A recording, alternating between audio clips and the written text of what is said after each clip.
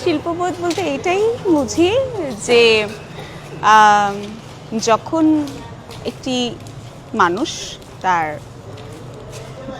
তার মায়ের ভ্রূণে থাকে তখন থেকে সে তার মায়ের গলার আওয়াজ, তার বাবার গলার আওয়াজ, আশপাশের গলার আওয়াজ এবং মা যখন তাকে প্রথম ঘুমটা পাড়ায় তখন সঙ্গীত দিয়ে সেটা একটা ঘুম পাড়ানির গান শুনেই করায়।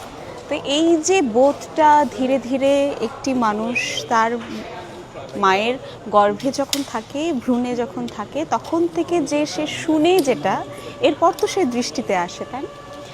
তো আমরা তার সামনে আসলে কি দেখাচ্ছি অথবা কি উপহার হিসেবে নতুন জেনারেশনকে দিচ্ছি, আমার কাছে মনে হয় এটাই বোধ যে আমি কোনো জিনিসকে সুন্দরভাবে দেখব, প্রতিটি মানুষকে সুন্দরভাবে দেখব এবং এই সহজ ছোট্ট জীবনটা সুন্দরভাবে অন্যকে ভালো রেখে কাটিয়ে দেবো। বুঝছেন তো?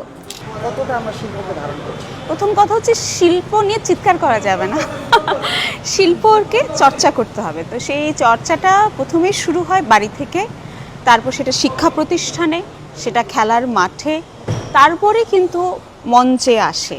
তো আগে আমাদের বাড়িতেও সবসময় হারমোনিয়াম বাজতো, পাশের বাড়িতে গলা সাধার গান শোনা যেত।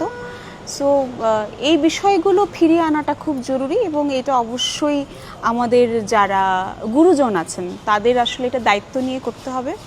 এবং এখন যে প্রজন্মের যে আমাদের হাতে হাতে এখন ফোন, তো আমি আসলে মনে করি না যে কোনো আগ্রাসন, আমি মনে করি যে আমি কি জিনিসটা দেখব সেইটা তৈরি করার দায়িত্বটা কিন্তু পরিবারের অথবা তার শিক্ষা প্রতিষ্ঠানের।